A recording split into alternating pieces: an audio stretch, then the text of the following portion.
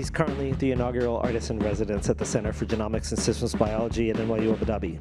He also serves on the faculty of the Juilliard School for Music and Manhattan School of Music in my hometown of New York City. Please welcome Sam Nestor.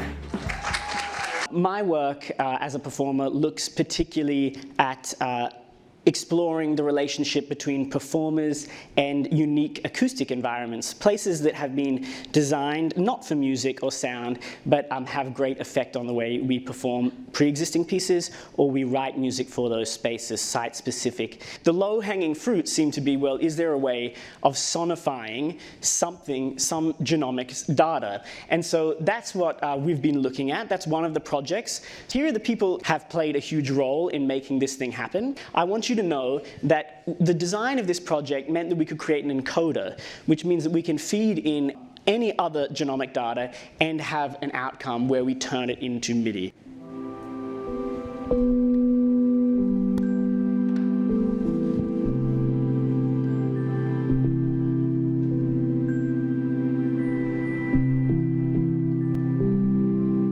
That I will briefly is a project looking at the soundscapes of coral reefs here, and that's mostly working with John Burt in his lab. The data that's being collected in the reef that's looking over kind of the health of the reefs to conduct a soundscape study, ideally over a long period of time that's just started now, for both scientific and artistic outcome. It's a little ASMR reef sample.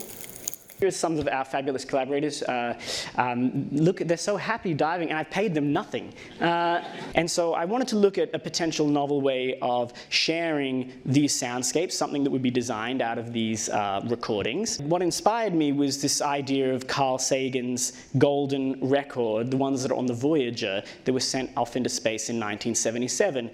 The idea of what could we do to then, could I create a record that wasn't a golden record sent into space, but rather a record made out of the discarded thermoplastic that's in the Arabian Gulf, and turning it into a message not to send into space, but as a reminder back to us of the damage we're doing and the things we need to continue to look into if we have any hope of a sustainable life here. This is the last slide. It's all for Araib Al-Katan because he's been so wonderful in helping me put these things together and figure out a way of making them. Thanks, Steve.